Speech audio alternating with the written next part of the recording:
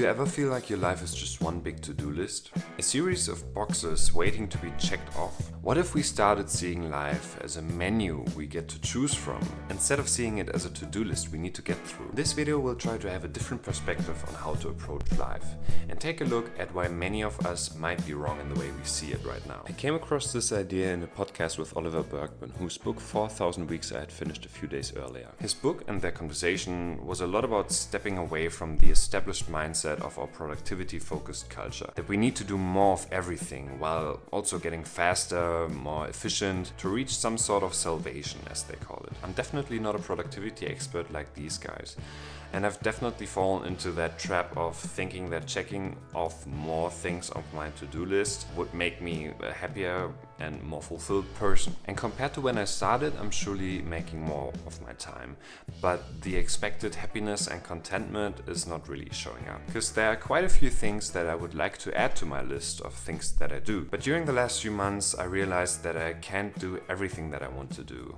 And that's exactly where the book that I was talking about, 4,000 Weeks, came into play. I had started to reduce the things that I did already by myself, but reading 4,000 Weeks really gave me more background knowledge on why it was totally normal to feel the way I felt. For some of you, it might be common sense that we can't do everything that we want to do. But if you look online and search for something like time management techniques, you come across countless videos suggesting that you can find time for everything in your life, promising that you can do all the things that you want to do, including your job, your social life, family, hobbies, that language you always wanted to learn, and of course you can start your own side hustle, while also being a happy and balanced person.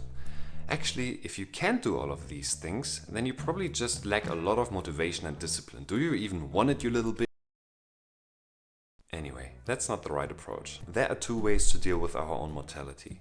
One is promoted by most productivity experts, and the other one, let's call it the 4,000 Weeks approach. We can confront our mortality by not really confronting it, trying to fill every minute of our day with something that is productive, meaning with some external reward of some sort. We want to read, but only if it's for self-improvement. We want to cook a fancy meal or eat at a nice restaurant, but only if we can post it on socials. We want to spend time with friends, but only if we can talk business or careers.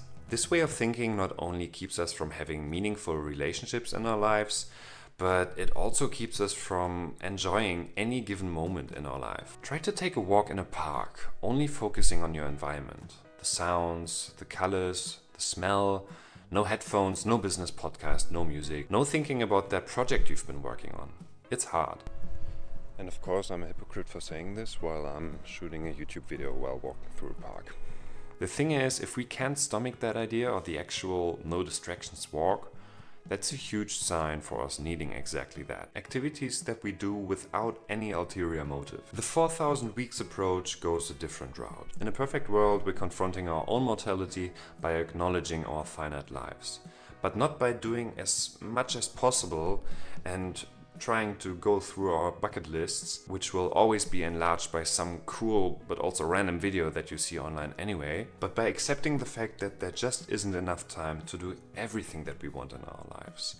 And that fact is something that is not very easy to process and accept. And that's just how the quote goes. You can do anything you want in life, but you cannot do everything you want in life. We need to focus on the few things that we really want to spend our time with. But not only that, because I made the mistake to put too much on my plate. And in my head, all of these things were things that I really liked doing, and it made sense to just put all of them into my day. No surprise that I had weeks where I was mentally so exhausted that I couldn't put the required energy into any of these things that I normally like doing, all in a desperate attempt to block everything into my calendar, all the things that I liked. And it ended up making me not like a lot of these activities. So now I cut back, and that was hard, because saying no to things you don't like is one thing. That's easy. That tip is as obvious as it gets. It's saying no to the things that we do like and love. That's hard.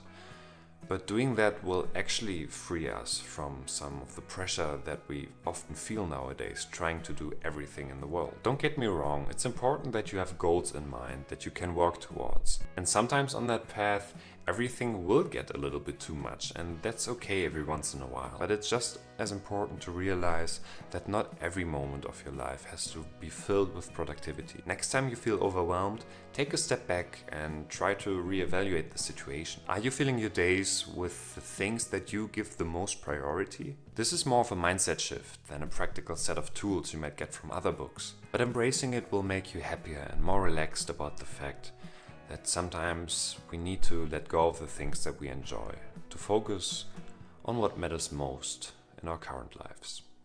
Now, in case you want to watch another video, then definitely check out my video about habit change. Only takes 2 minutes and it's definitely worth watching.